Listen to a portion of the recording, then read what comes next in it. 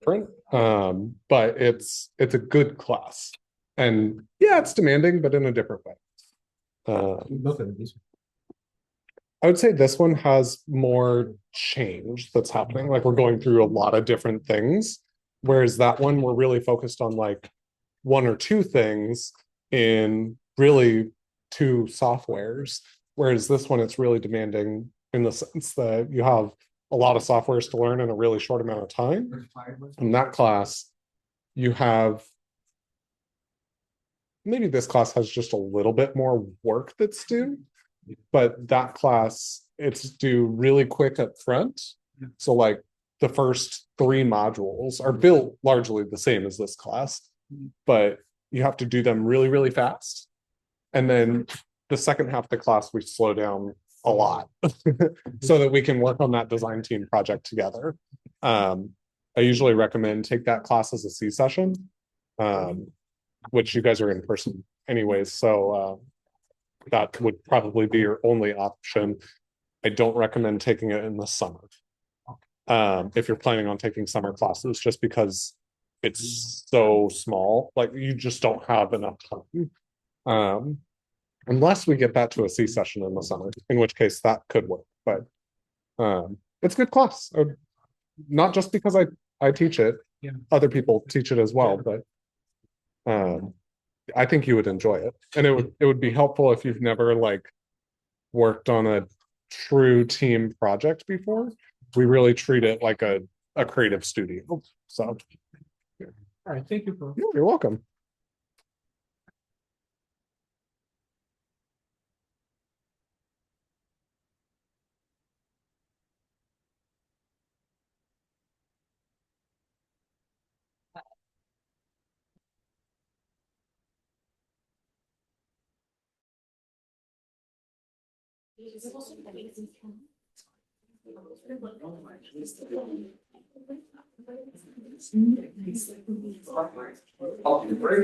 Just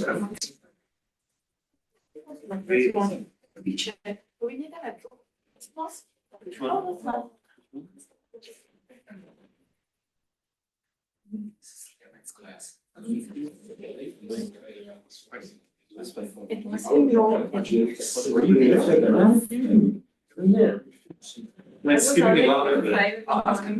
What'd you say? I was having to hire a long size. Now you're awake again. Yeah. Really? Yeah. I did already write like.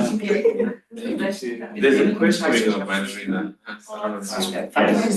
Yeah. No, it is there. It's there. You guys didn't see it? It says. Yeah.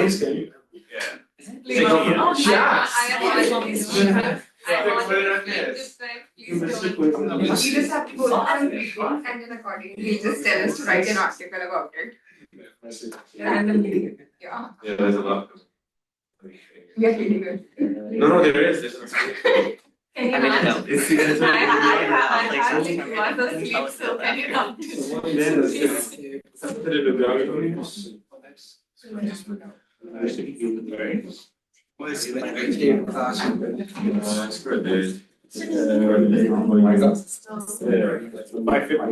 Are you gonna do GT like this? I'm trying to. Yeah. We applied, but I probably won't get it. I won't go. No, I need to ask you about the. Did you look at the bill? I really wanted to do this because I really wanted the experience to work on it. That's right. He's not heard anything about it yet, and then I didn't even add it in my iBlogs because I'm just like, I'm not sure if it's any good. Yeah. I want to fill it up with stuff. I'm still putting TLBC though. For next semester. I'm probably doing this. Even I have the exact same as you, except for your 550. For me, it's the 90 from Portland. Wait, what about is that the BBC? No, that's not paper writing. Focus your paper writing. VR one, that.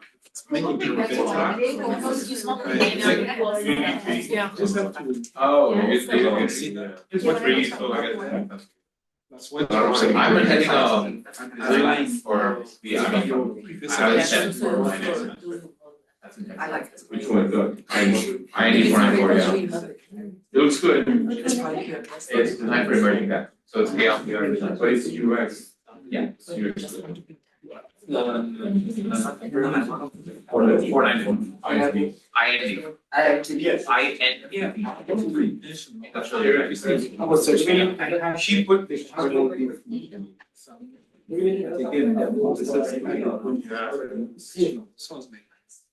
You know, 4 minutes. Yeah, that's the advanced UX. It's on that. Yeah, no, that's I don't think it's done. It's good. I was so happy that I dropped this run. This Right. Couple updates for you guys. As you all probably are really excited about, there's no class on Tuesday, in honor of Veterans Day. So thank the veteran while you're here. Like 2 weeks from now? What was that? Next one. Fall break? No. Isn't that 2 weeks? No, it's this. Well, it's this coming Tuesday. I wasn't there. So no class on Tuesday. Consequently, I will also be a little difficult to get in touch with between Saturday evening through Tuesday afternoon. I will be completely without service. I will be hiking through a very mountainous and remote region. It will be impossible to get a hold of me. So that said, I rely on all of you guys to support each other through the general channel. If you guys have questions, rely on each other, try to support each other. Also,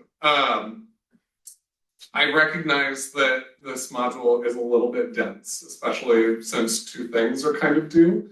You've got the wireframing and the sketching and all of that happening in tandem with the Google Sheet, okay?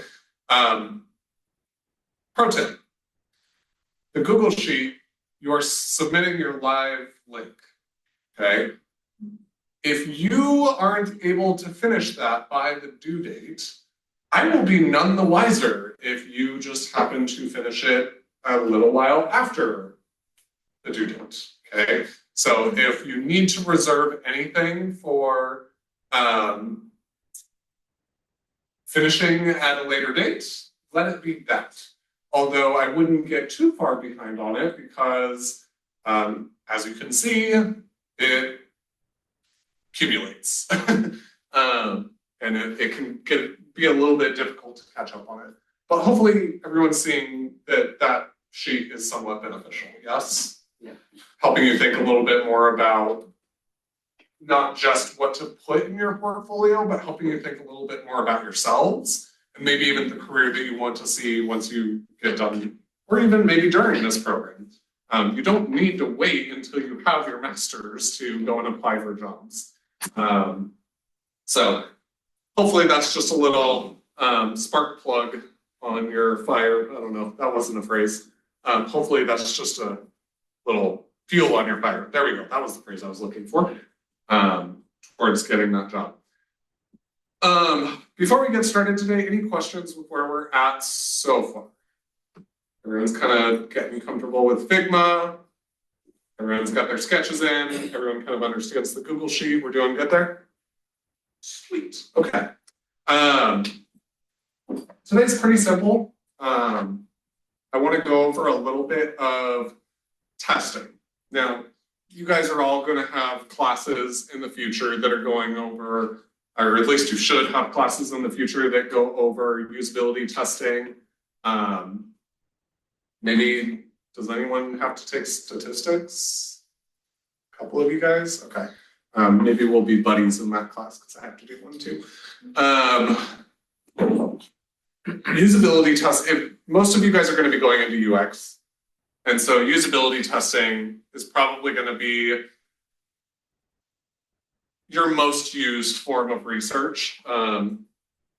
I think it's GIT 542, where you ultimately learn the most about usability testing. Professor Storm might actually be able to say a little bit more about that, but I don't think she is. Yes, Oh, she is. I would be happy to. Go for it. 542 and take it with me. Yes, please do take it with Professor Storm. I took GIT 542 with Professor Storm, and it was great. It's an awesome class. It's changed a little bit since you took it, but Are you guys still doing the spreadsheet? still doing the spreadsheet. I love that spreadsheet. I'll pull mine up and we'll walk through it a little bit today. How about that? I love that spreadsheet. That is one of my favorite things in the entire class. I just graded all of the ones for this semester, and yeah, actually some of you guys are in 542 with me. Well, some of the online folks are. So yeah. Anyway, yes, it is an awesome class, and I'm happy to have anyone who wants to join me there. GIT 542 is probably, without a doubt, also because I took it with Professor Storm. I'm not saying this because she's on this call. I was not paid to say this. Probably one of the most useful classes that I had in my master's program. That said, I think it would be useful just to prime you guys with what's to come in that class. Not because I want you guys to execute to that level with this project. You simply don't have the time. I appreciate the head nod. Usability testing takes time. So I think the expectation for this class is that you guys are doing more of what sort of loosely I would call desirability testing, kind of running your guys's wireframes and your prototypes around to maybe a couple of friends, maybe some industry partners, hopefully some people that aren't even in this industry, and asking them, which version do you prefer? Which version do you prefer? Okay, and just iterate a couple of different things. Just gather feedback. Get used to getting feedback from people who don't even know you. Okay, that's kind of what I want to prime for you guys in this class. So while you won't be able to do a whole lot of usability testing, I want to introduce the concept to you guys. That way it's something familiar that when you do ultimately take GIT 542 or something similar, that is a known concept to you. Okay? Give me a sec. I should have been a little bit more prepared. Maybe Professor Storm can fill the space for me a little bit while I go and pull those up. Well, I guess one thing that I will share is that 542 is now very team-based and group-based. And so it is very much more about collaborative work, which I totally love. And so being able to work with other people and, online only, which is my world, you are working with people in a lot of different places, and we use Slack a lot. But I think that it's much more real world-ish because you are working in a more of a collaborative way. So that's probably the biggest change that's happened with 542 in the last however long that's been going on. And I think it's better. The other thing that I have done with my class that I don't know if others are doing is the 4 websites that are being evaluated, because now we are all sites that I am associated with in some way, and I have arranged for whoever wants to actually pitch their recommendations report, which is the final assignment, to the actual stakeholders. Did you get that from me? Because I did that as my master's project.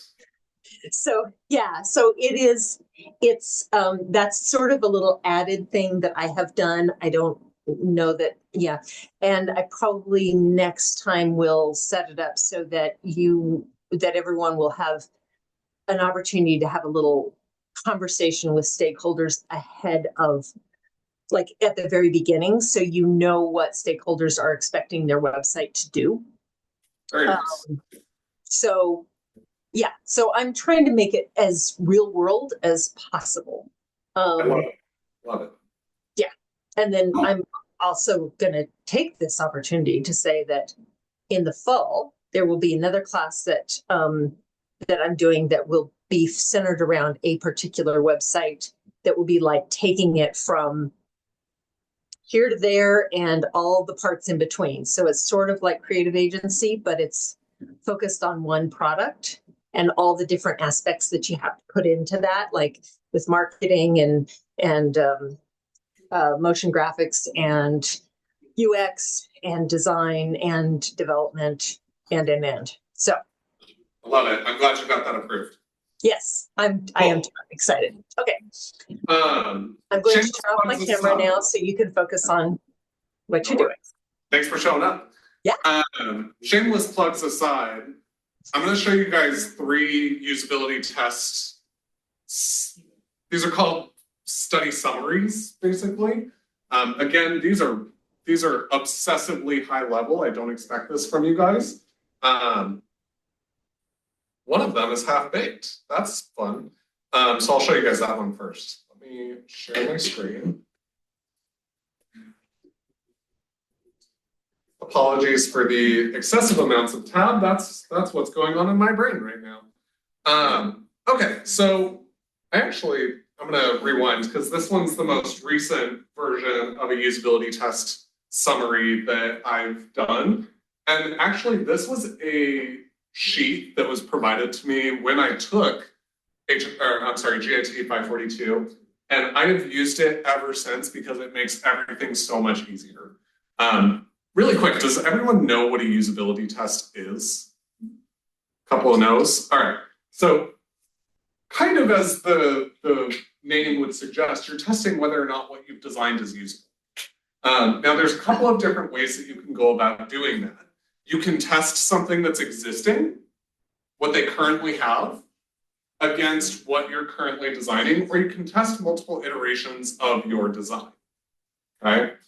Realistically, you generally want to have some sort of starting point, right?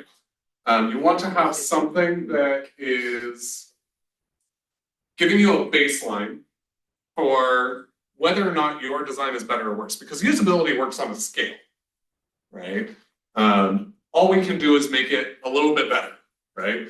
And I will be completely honest with you, it is impossible, I can say that with confidence, it is impossible to make a website 100% perfect. And the reason for that is because every single one of us within this classroom has a slightly different mental model. Okay? Just as well, I can work my damn ass off and I can maybe make this class make sense to 80–90% of you, but someone's always going to have questions. Tell me how to design a perfect class because it doesn't exist. Same thing with a website, same thing with an application. Any digital or physical product, you can do usability testing. Now, in your guys' capacity, particularly those of you that are here for UX design, you're probably going to be working on some sort of digital product, typically. Now, this was a really big study, to be honest. Typically, Nielsen Norman recommends that you have 5 usability test participants. Participants are the people that you recruit to do testing with. And there's a lot of formal taxonomy around what we call different people and certain things within the research world. So anyone that you would have participating in a research environment, they are often called participants. You might also hear test subjects, but that's a little bit old school and it kind of diminishes their quality to the, it also just makes them feel a little less human than they actually are, right?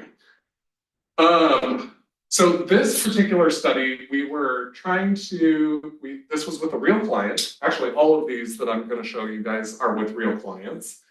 And this client was a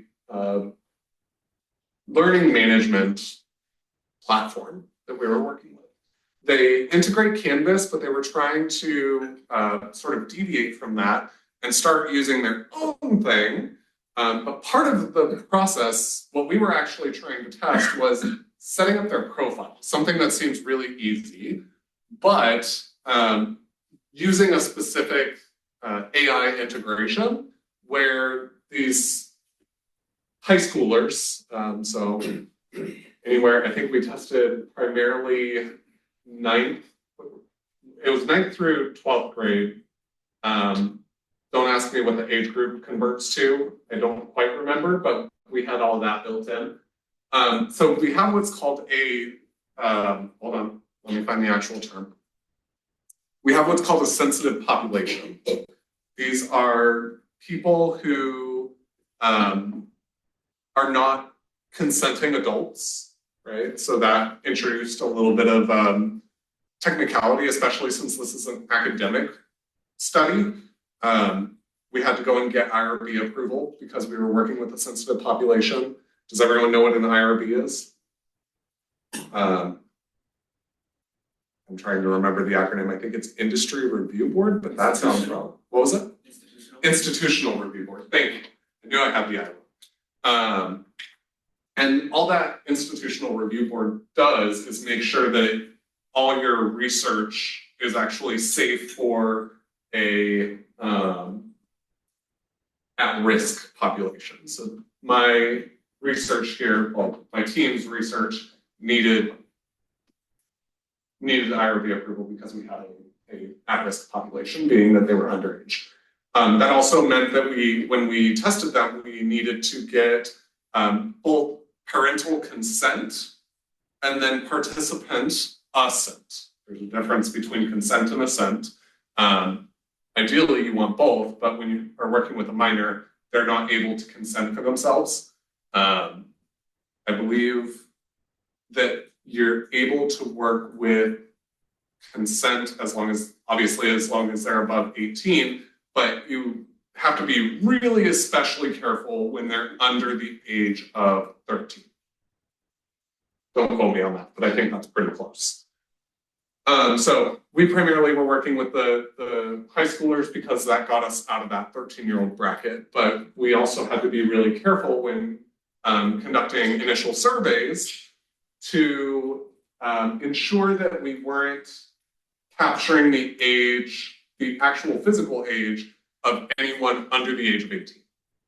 So we had to do some really interesting, what's called splitting of our intake survey.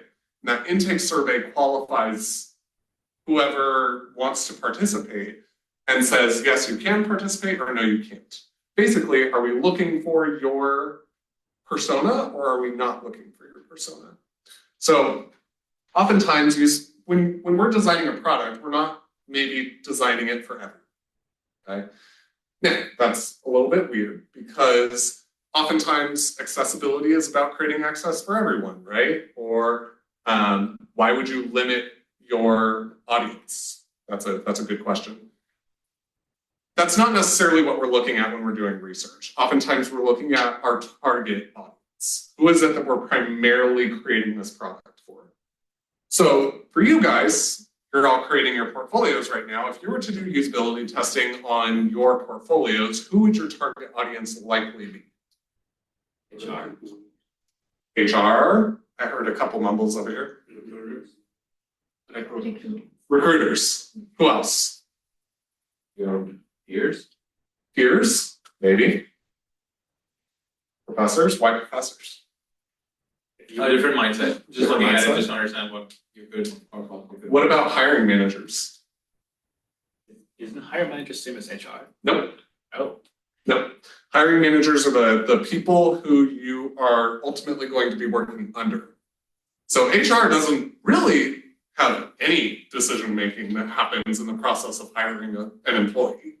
HR really posts the the job listing, they take down the job listing, and they process your paperwork. And then through that process, they make sure that you're not a risk to the company. That's what HR is there for. I'm probably missing a few nuances there, but pretty close. The people who are going to make the hiring decisions on you are the hiring managers. Now, a couple caveats there. Sometimes HR might be going through and reviewing portfolios and kind of weeding out the shitty ones so that the hiring managers can reserve their time for just looking at the good ones, right? But they're also not experts in design typically. So sometimes that gets foreseen and your portfolio and your resume just get passed off to the hiring manager. You might also, the people who may also be looking at your portfolios are the other people on the team that you're looking to get hired at. I can't tell you how many times I've not been a hiring manager, but the hiring manager's like, hey, everyone, check out these short list of portfolios. Let me know if any of them look good to you, right? They kind of want you to shortlist for them. And in those situations, it might not even be the hiring managers that are making the decisions. Sometimes it's the whole team. Recruiters, I think that that's a good one. Maybe a little bit more so if you're, no, recruiters are a good one. What about talent agencies? That's a thing. Does everyone know what a talent agency is? Sort of, kind of, okay. Depending on the line of work that you go into, maybe not so much UX, although I think we're getting there with how competitive the market's getting. It can be helpful to have an agent that is working with you and often gets a cut of your pay when they go and find you jobs. This is really common, particularly when I was working in LA, I had an agent. And they would go and they would bid on some big projects that you could put your work on. Trying to think of another scenario there. Photographers almost always have agents. That's kind of the way if you want to do a photo shoot for Louis Vuitton or Tom Ford, you need an agent. you likely don't have those connections. And if you do, good on you. You should probably get a job as an agent instead because they get paid very well. Illustrators, I'll leave that there. I think you guys get it. You really don't just want to have a portfolio out there. You're not going to get someone that just stumbles across your portfolio and is like, I'm going to hire that guy or that girl or whoever, right? You are actively sending your portfolio to someone. Maybe it's clients. Now, I'm going to tell you all this, and you might hate me for it, but if your thought process was to come and get your master's and then go and freelance, I would tell you that's maybe not a great idea. Even though I've done it for several years, you need to go and make mistakes on someone else's dollar first, okay? Mistakes in this industry are extremely costly. We all went to press check and we saw some pretty big machines moving. Those machines don't move themselves. They're expensive to put something on there. If you misspell something, that's your money, not the client's. Okay. So target audiences for you guys, you might want to know a little bit about that persona. So anyways, all of that to frame up, we have a specific target audience for this. We limited it down to, originally we had 9 participants. We ended up sorting 2 out. One, because as we started our usability test, the recording stopped working in the middle, so we couldn't use it anyways. And then the other one, we learned while we were doing the usability testing that they had actually filled out the survey incorrectly and then got looped in. So we had to pull them out, even though we had spent 2 hours testing them. What a usability test is not, and this is really important, it's not a test of the user. It is a test of your design. Okay, so it's important that the participant knows that. We are not testing you, we are testing our product. Okay? Now, this is just the summary. This is what we make after we've done all the work. The work happens over here. So before you even go, sorry guys, Zoom is in the way. There we go. Cool. Just making sure I didn't turn anything off. Before you even start testing, you need to have a plan. What do you hope to learn from this test? What are your research objectives? Okay. I'll just stop sharing my screen for a second so that online can see me. Ooh, you got a new black marker and it's nice to see.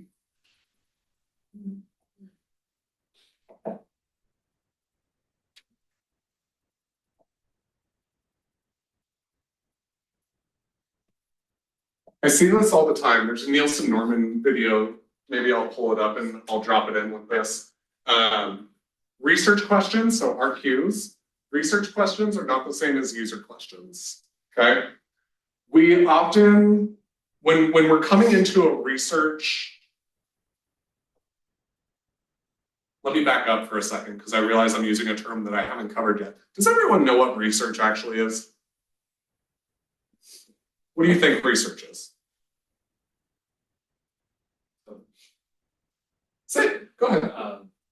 Studying something which or analyzing a certain aspect of what you're studying, probably. Okay. So module 1, you guys wrote a paper, right? And you guys had to go and find articles that supported that paper. That's not research, contrary to what you may have learned. That is lit review, okay? Research is talking to people and gathering data, whether that data is qualitative or quantitative. Does everyone know the difference between qualitative data and quantitative data? Yeah. Qualitative means that it was said or communicated. Quantitative means that it can be sort of controlled to numbers.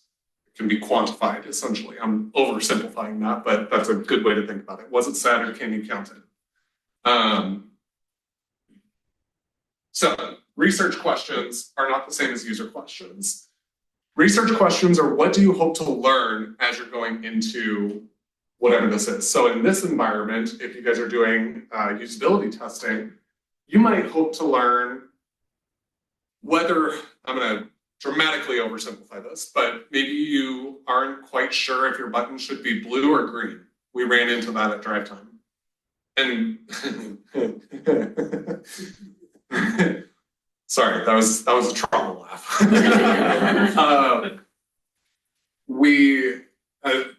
Story time.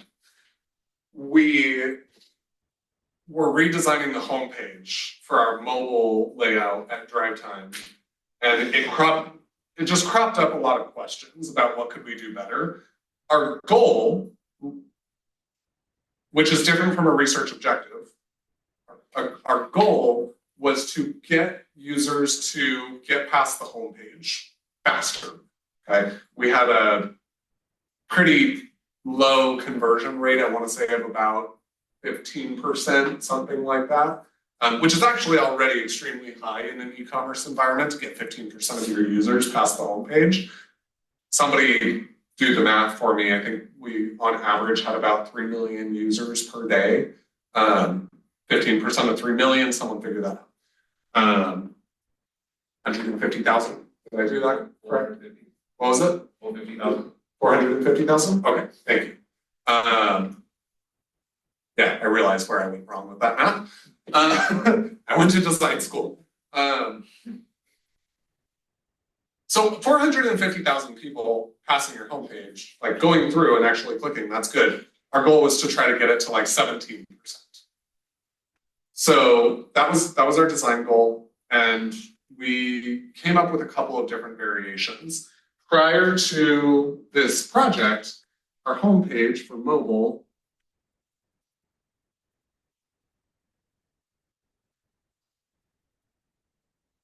I'm going to do a really bad drawing here.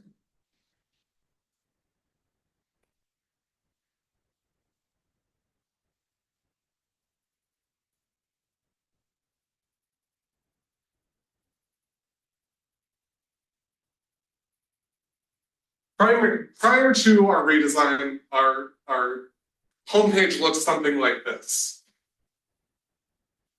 There we go. There's no scroll, it was just this.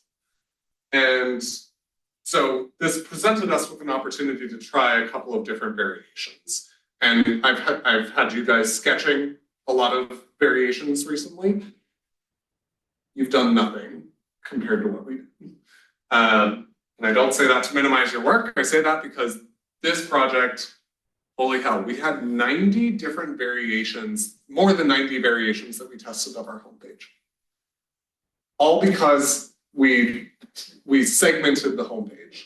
We knew we had technically 3 items that we were working with. We had the button, we had an image, sorry, 4 items, background color,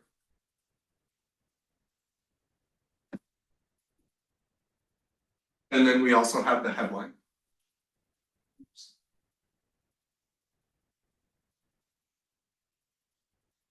So we really quickly figured that we could create a really strong experiment here.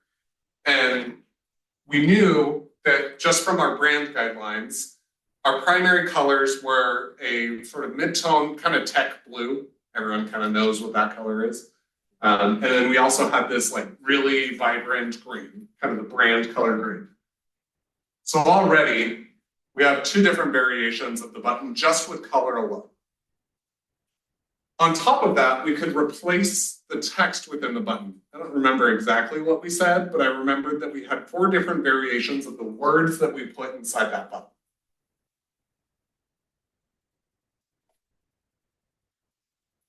We also, I think initially we had 5 variations of image that we worked with, and we sort of sorted it down to 3.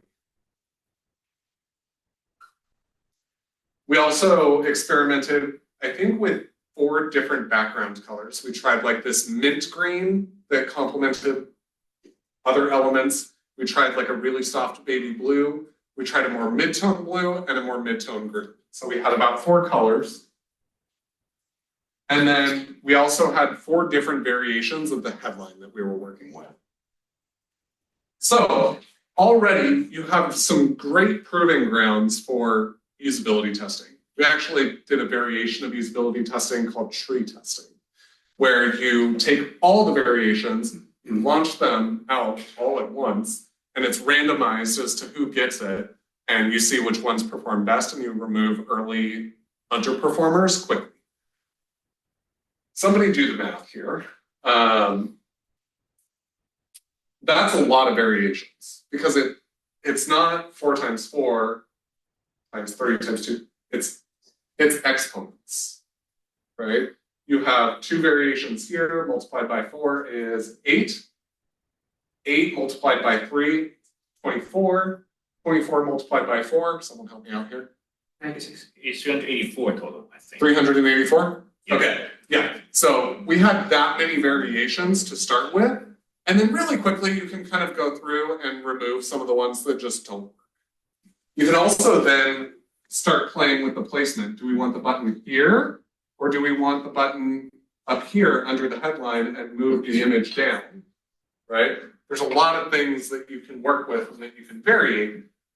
By and large, by the time we weeded out the ones that were obviously not going to work, we had 90 plus variations that we tested.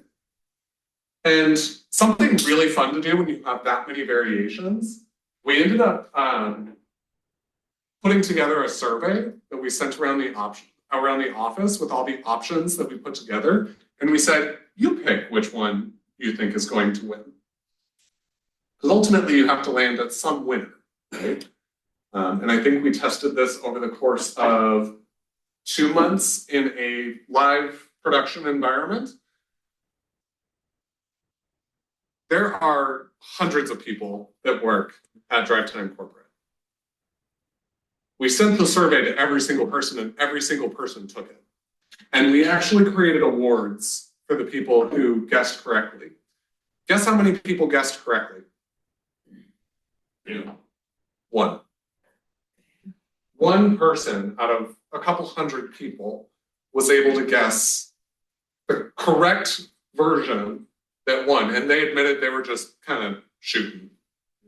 They weren't really looking at it, they just kind of guessed. So it was pure chance. So what does that tell you?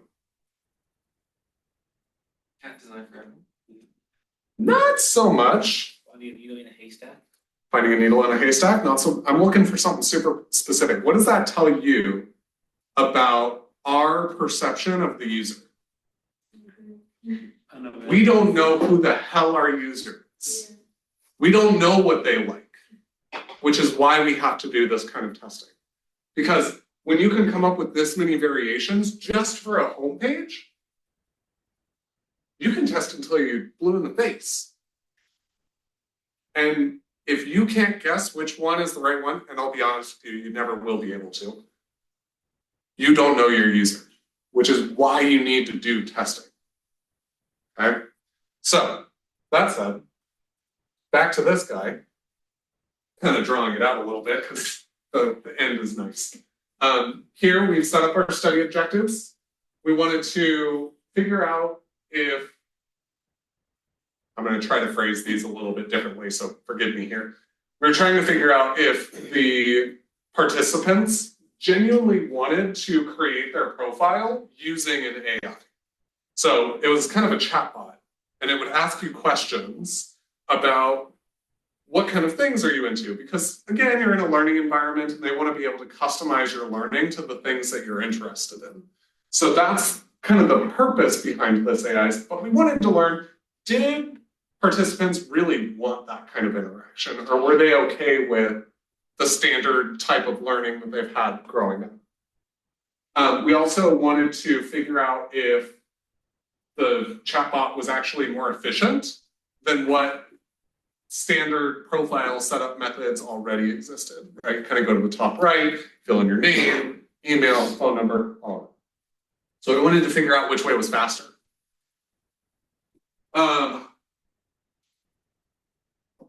Give it what you may, we all have some sort of feeling about AI, right? Whether you love it or hate it or don't like how much water it uses. Fun fact, that was something that came up a lot with this generation. Who follows me on LinkedIn? You should. I put a post out probably a little less than a month ago of me with my PhD research team. That team, we're actually looking further into this, but there's this huge spike in millennials specifically who have this really strong adoption for AI. Meanwhile, on either side of that curve, you have Gen X and boomers who completely fall off.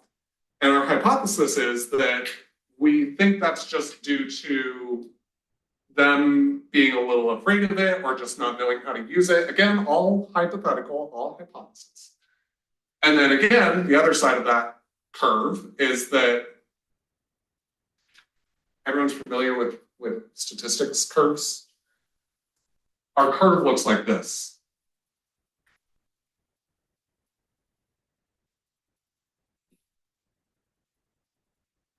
Okay. Over here you have Alpha, Gen Z, Millennials, Gen X, Boomers. Okay. We have peak adoption of AI right here. And then Gen Z is kind of using it, but they're falling off.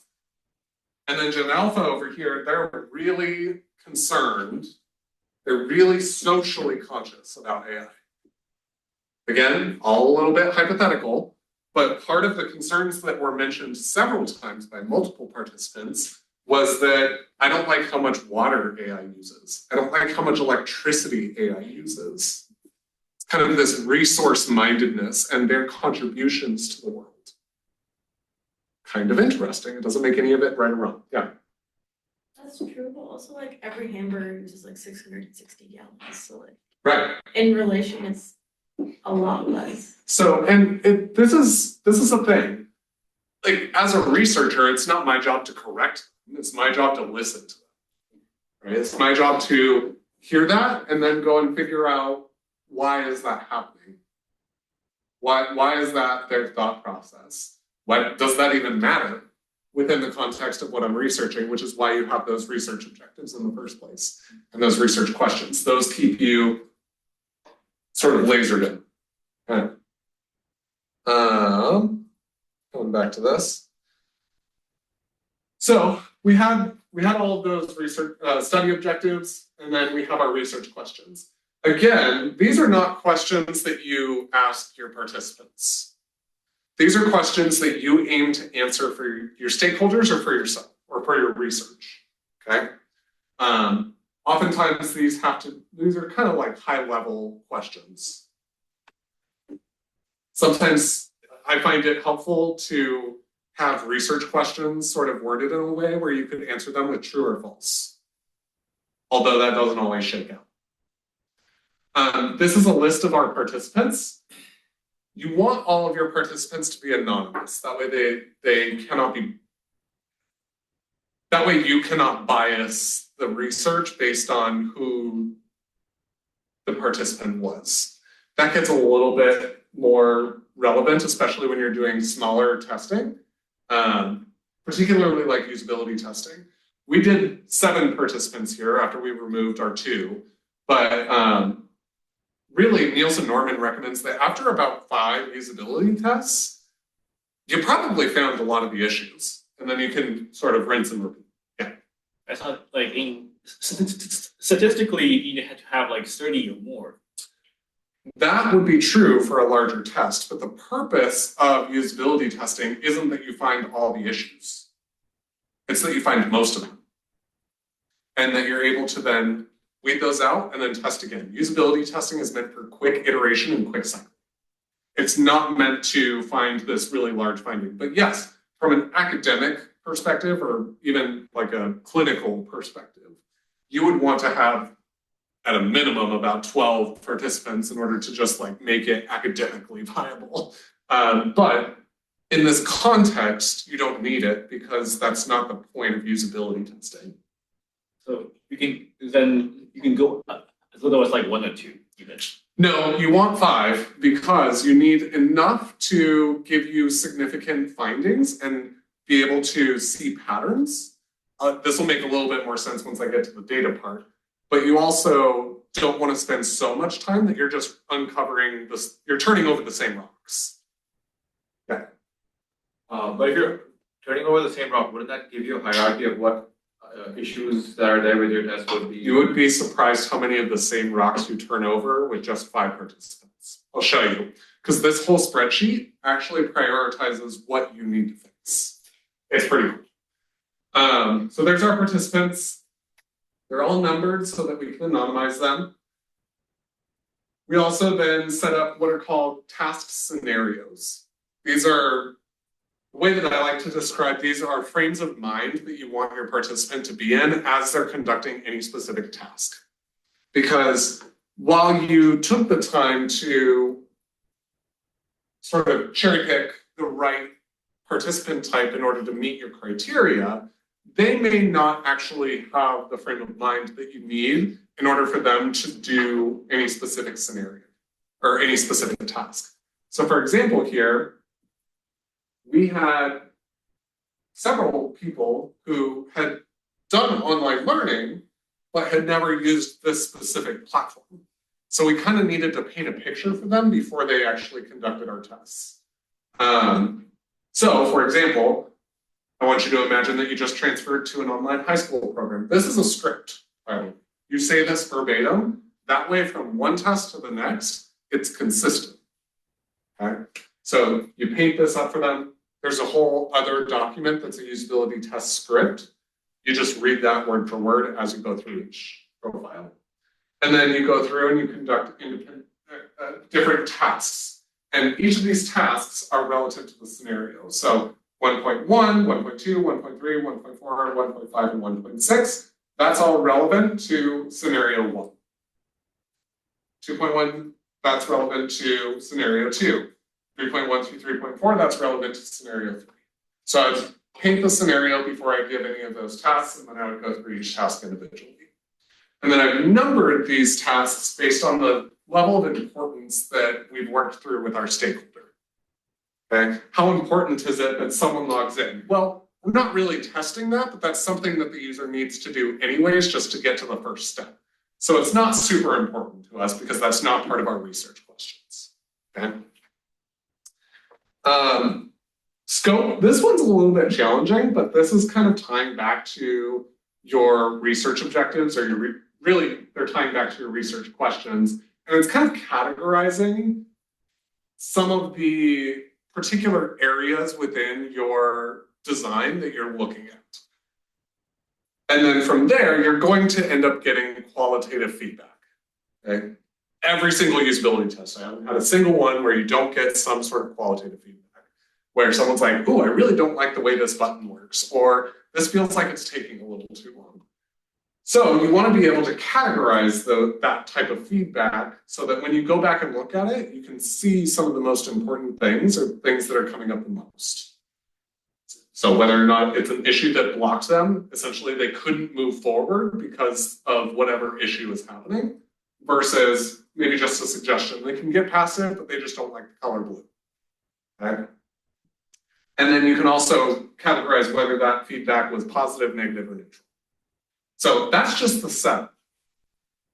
Now I mentioned that you're going to have qualitative feedback. All of that, oops. All of that goes in here. Yeah, this was a big one. This is what people said. Realistically, these were the issues. These are things that you have to observe. Okay? Who's a little worried about AI taking their job? A couple of people?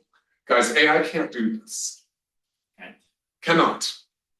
AI can't see the little nuance of a participant turning their head about, why'd that do that? For now, though. I don't think we'll actually get to a point where it's going to be able to recognize nuance to this degree. I think we'll get to a point where it can iterate much faster than we can and come up with solutions much faster than we can. But this part, pretty impossible for a computer to do as of right now. I won't say what's coming from the future. Yeah. It's kind of unrelated, but since you brought up AI, Yeah. what do you feel like they're kind of like undervaluing UX research right now, considering all the layoffs that were happening in Sure. research specifically? Like, what do you think of that? Good question. I will take that tangent. Let me stop sharing my screen. So the question was, the industry seems to be undervaluing UX research or just UX designers at the moment, and they're not. Believe it or not, they aren't. There's actually a correction happening. Let me explain it.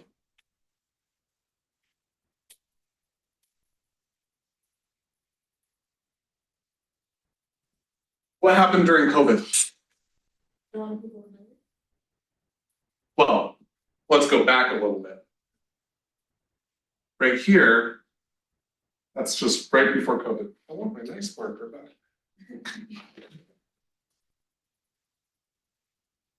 Right before COVID, everything was relatively stable.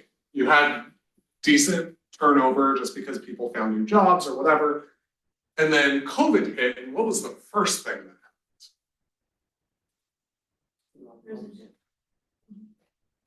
Companies didn't know what to do. They were panicking. They thought the economy was going to tank, everything. But there were certain sections of the industry that were panicking for a different reason. And that was because they couldn't sell their products. So what happened? Think about grocery stores. Prior to COVID, buying groceries online wasn't really a thing except for like maybe Instacart. But even that was still pretty fresh out the gate and mildly adopted. So now every grocery store across the country needed to figure out how to sell groceries online. Same thing happened with retail. I was working at PetSmart when this happened. Well, I was working at PetSmart when this happened, and then I wasn't working at PetSmart when this happened. It happens. Even retailers kind of needed to like, oh, okay, hold on, we can fix this. We already have our products online. We just need to be able to make it a little bit more accessible for certain things. So all those companies were like, okay, shit, we need to get rid of certain people and we need to hire a lot of designers and developers because our problem is a web problem. Our problem can be solved if we hire a bunch of people to figure this out for us. COVID starts chilling out a little bit. All of this is fixed. We have a couple of years of bugs that we got to work through. So we need to hire some specialists to help us work through those bugs because we made it work. We're making money. We're not completely out. But now we need to fix the bugs because we see the investment, we see the profit. We see the profit that's coming from having our products online. Okay, so now we need to implement car pickup, right? We need two different ways. You can pick up, we can bring it out to you. We need delivery. We need these sort of specialized areas to work within. So I'm going to go off the board here in a second. We'll make that keep going a little bit, but even after that, you have a really big swell of middle management because you had a lot of these people who were hired really quickly, but the management structure wasn't really thought about. And so you had this really big, let me reduce the scale here. So you have another pretty big jump here just to hire some management to manage all of these people. Simultaneously, these middle managers were kind of realizing, hang on, we have too many staff that aren't doing enough because we've already solved the problem. So what happens with that? You get a correction. Layoffs. And then from there, the stakeholders realize, oh, we can do the same thing with less people? Great, let's do it again. Oh, wait, now we're not making as much income through this platform because now our stores are open again and people would rather come in and shop because they spent 2, 3, 4+ years of their lives doing nothing but shopping online and now they want like tactile experience again. That's what's happening. You're not seeing a devaluing of UX, you're seeing a stabilization of UX. This is just fucking stupid. But it was required for the time.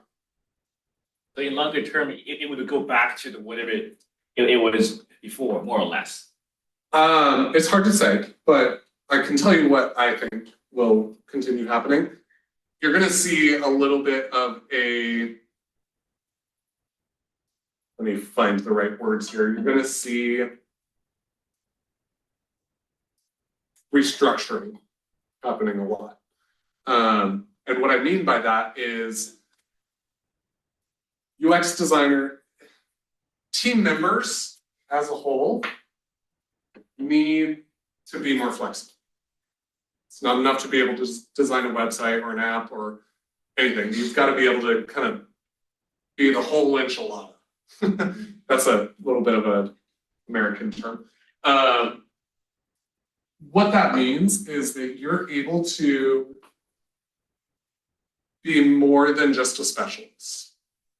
You're going to hear a lot of different people give you a lot of different advice about this.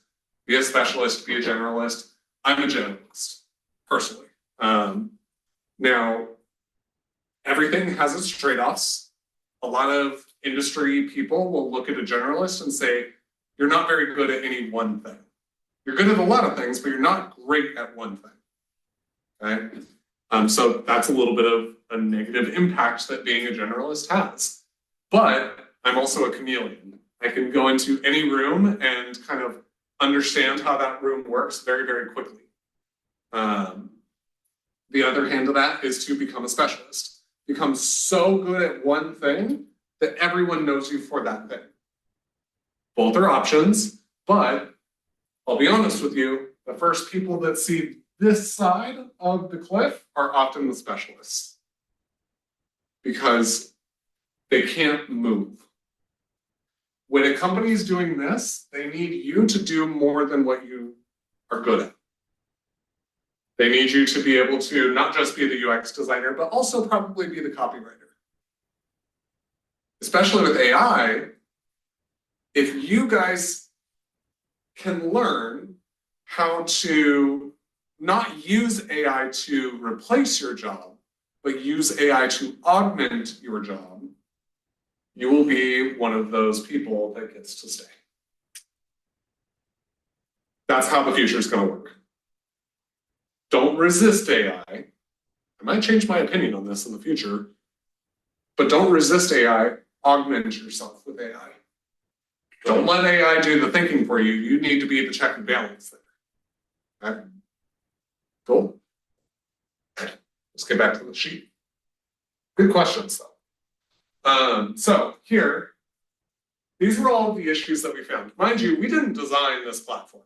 This was not something that we created. We just came in and we tested it so that we could report back and tell the stakeholders, hey, this is where I think we ought to focus our attention.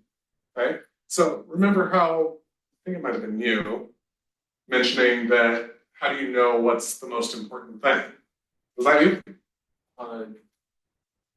Maybe. think so. Okay, it might not have been. But this is how you know. This is what's called a feature prioritization matrix. You can see this a couple of different ways. Sometimes you might prioritize features based on effort versus impact. Sometimes you might build them based on jobs to be done. There's a number of different ways that you can prioritize features. This is based completely on data. It's not based on subjectivity, it is based on data. So, already, where ought we focus our attention? Sorry, I wasn't trying to answer your question. No, you're good. You said that it's not subjective. Wouldn't it be subjective because there's going to be some sort of bias based on the people who are taking the test, right? But those are issues that are documented. And these issues sometimes aren't necessarily feelings, they're what's happening with the system, right? So here, participant doesn't recognize Lexi can help them set up their account and goes to the top right instead. So to paint you guys a little bit of a picture here, Lexi is the AI chatbot. We gave it a name for marketing purposes. The way that the UI looks,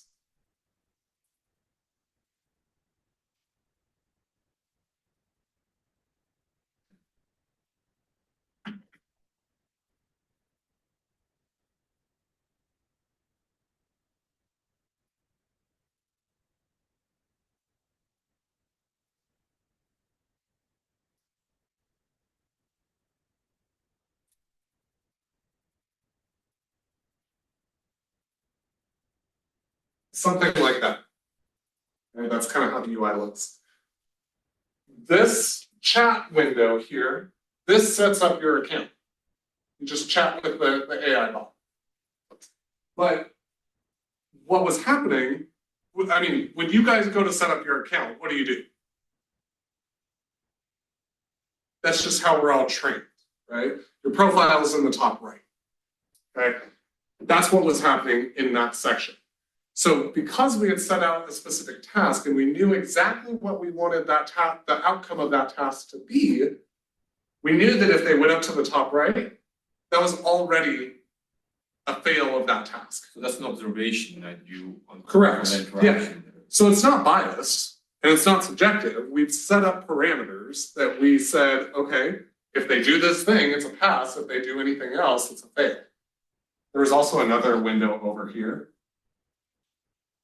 that also had a Lexi module, but it did a different thing. This was like a let me help you with the homework. This was a let me help you with the account setup. So in the second task, a lot of participants went here. It was like, okay, hold on, we got to come back. Now let's try this one. So you're not trying to be leading when you're asking these questions or asking participants to do these tasks. So that's why it's all based on data. But coming back to my question here, based on the issues that are found, what issue is the most significant here? You use the matrix at the bottom to see where the common issues are showing up, right?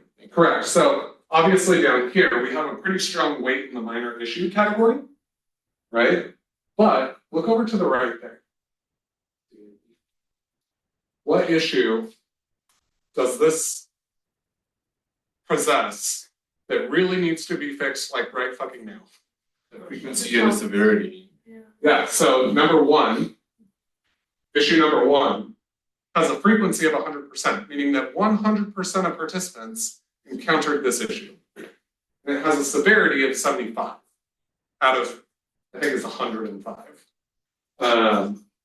That's high. We need to fix that.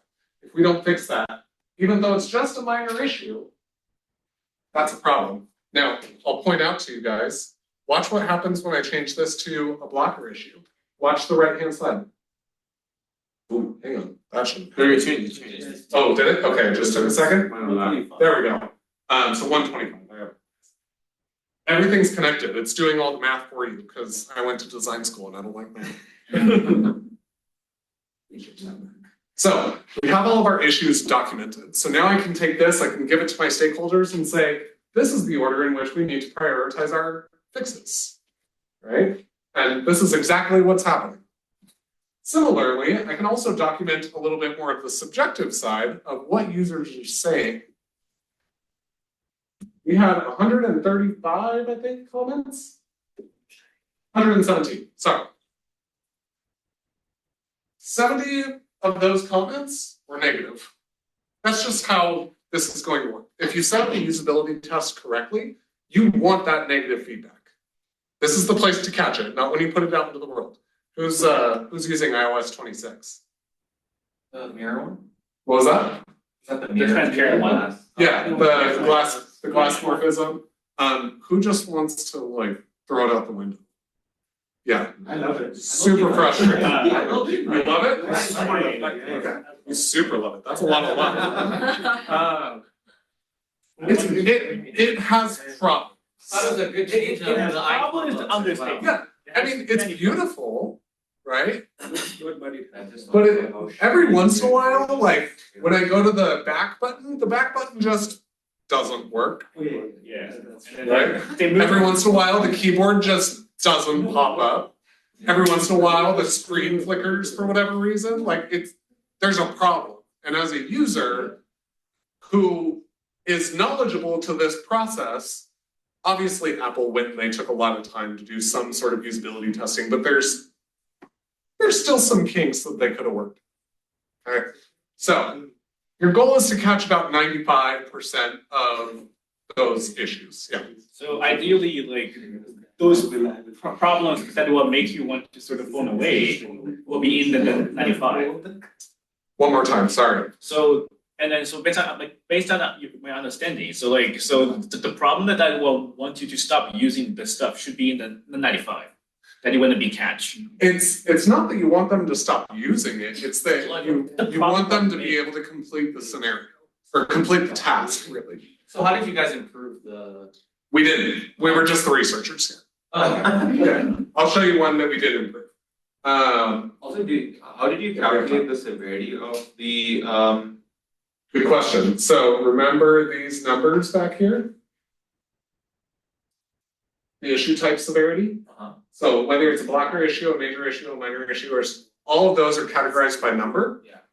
It takes the number of participants who encountered that issue. And it does, let me double click in there. It does some fancy math with that formula to produce the result. Okay. So there's a lot going on here, but same thing with the frequency. The frequency is based on the number of participants. So really it's just taking, on the previous page, there was a total number of participants, which was 7. And it's saying, if this is equal to 7, display 100%. If it's not, divide that number by the other number in order to get your percentage. So a lot's going on in this spreadsheet. Whoops, hang on, I didn't mean to unshare. Okay, so we've got that. We have all of our comments down here. And really these comments are just saying like, okay, maybe there's some things that just people aren't super happy about, right? Maybe we can just subjectively try to fix those things. Test performance. This one is a really good measure for you to understand whether or not your product is performant over another product. So for example, it took on average, let's look at task 1.4 here, editing their profile.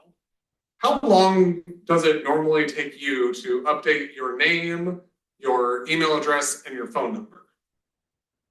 A couple of seconds, 30 at most, maybe. Almost 300 seconds seems a little excessive, right? Like 6 times the amount as usual. So we can obviously look at that and say, there's a problem here.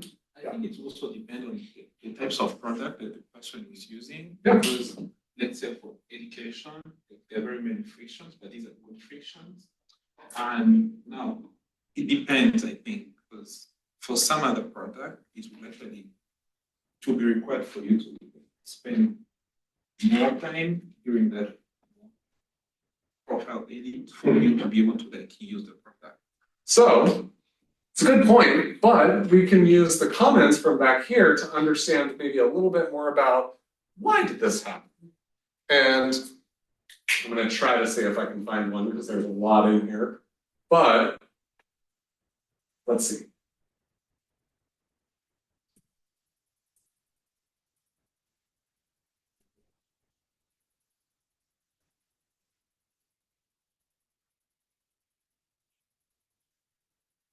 So part of the reason why that profile setup time took so long is didn't realize Lexi could help set up profile because you had to scroll down to see the chat bar. That's probably one of the reasons why it took so long for them to set up their profile. It's just because they don't understand that this does what they needed to do and not this, right? Similarly, participants encountered a thinking error, right? This AI is not an instant thing, whereas you typing into a form field, that's relatively instant. This needs some thinking time in order to take your responses and format it in the way that it needs this to be done. So that delay is also contributing to the added time that it takes to set up your profile. So really, well, yes, you might want to have segments of questions that they need to answer. Is that worth taking 6 times longer to set up your profile? And that's a question for the business, right? Anyways, so task completion rate, how many participants completed the task? So we had an average success rate of about 72%. Ideally, you want this to be like in the 90s, 80s to 90s, okay? And then the average task completion time is 127 seconds. That's going to depend on the platform that you're using. So that's why it's helpful sometimes to have a baseline or an alternative that is similar to what you're working with in order to know, is this a normal task completion time or not? And then this is the most important part, your recommendations or solutions, right? We had some issues that we documented. Now, what do we do with those? How do we fix them? We can take those issues on the right and create a solution for each one. And then basically we can give this to the company and say, here you go, fix it. Problem solved. And that's what we did with this one. You ask the users to provide a solution as well, or you just follow your own? Sometimes we will capture a solution in some of their comments. That's where these comments can become really helpful because sometimes users don't just say, I really don't like this button. Sometimes they say, I don't like that this button flashes so fast. Okay, well, obvious solution, let's slow down the flash of the button, right? So you basically have to go through all this and just compile all the data. Yeah, well, compile and analyze and not so much infer, well, maybe a little bit of inferring, but sometimes you have to do what's called affinity mapping, where you take a lot of data and you kind of break it down into its smallest parts, and then you use those small parts to kind of sort and categorize and group. That way you have some core concepts that you're working with. So that's one. We're running a little low on time, but I'll show you guys another one. Again, this is something that you'll learn a lot more about in other classes, but I just wanted to prime you guys for it because you guys could totally do this. This one was actually my master's applied project. And this was a real client, and we had their old website that we initially tested because they came to us and they're like, we don't like how our website works or looks, frankly. We want to redesign it so that it's more efficient and that we're able to convert more customers. So there's our research goal. How do we convert more customers? Okay. Our research questions then become, how do we make that more efficient?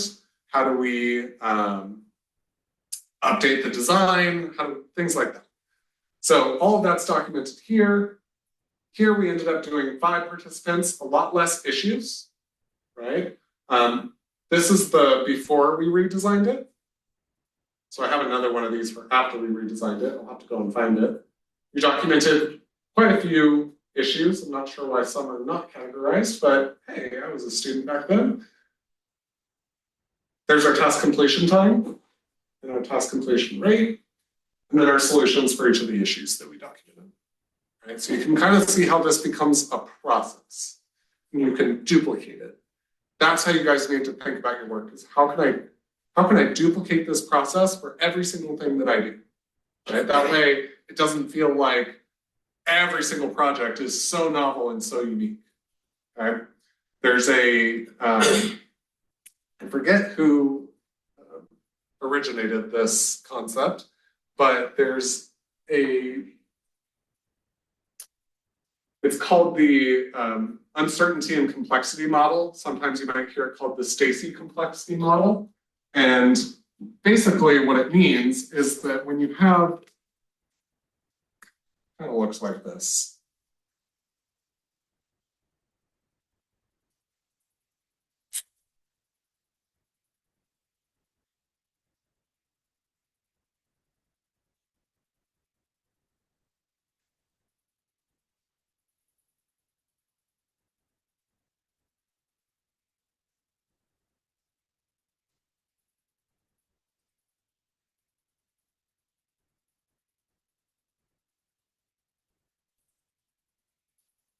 Like there needs to be another.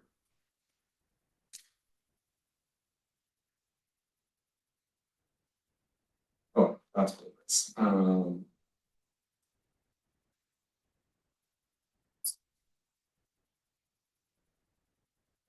I'm butchering this. There we go.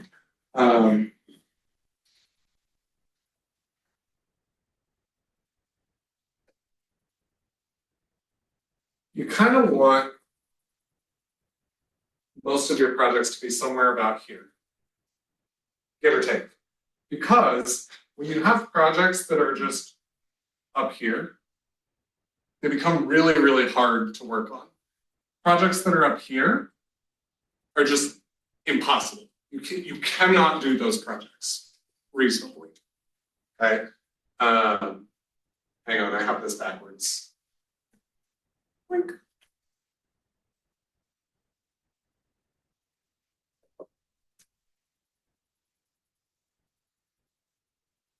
There we go. Okay. So you can't do these projects. These projects, you can do them probably pretty quickly, but they don't really offer you a whole lot of anything special. You're not going to win any awards for this work. Okay? So you kind of want your work somewhere situated in here. Where I was going with that, don't quite remember, but hang on, let me see if I can find it. What was I talking about before? Hang on. Models for usability testing. Yeah, so the reason that you can redesign any website and you don't necessarily have to test it, right? Maybe it's a super easy website. But if you're working with something really, really difficult, you definitely want to test it. Because if you release it and it's not perfect, you're just going to end up behind, okay? So I don't think that was quite the conclusion that I was trying to draw there, but it's Thursday. Deal with it. All right, we've looked at a couple of usability testings. The expectation that I have for you guys is not that you're going into this much detail. Not in this class. Other classes, your portfolio, things like that, I would expect to see that. What I hope to see from you guys is just that you've gone to a couple of people, that you've gathered some sort of data about your designs and the work that you're producing. Whether that's quantitative data, qualitative data, I don't care. I just want to know that you've gotten some sort of feedback and that you've made some sort of iterations based on that feedback. Cool? Awesome. Just a quick reminder, no class on Tuesday. You're welcome to show up. I will not be here. Have a wonderful day, guys. I have a follow-up question. Yeah. Back to talk about being a generalist. Yeah. So, if the company put you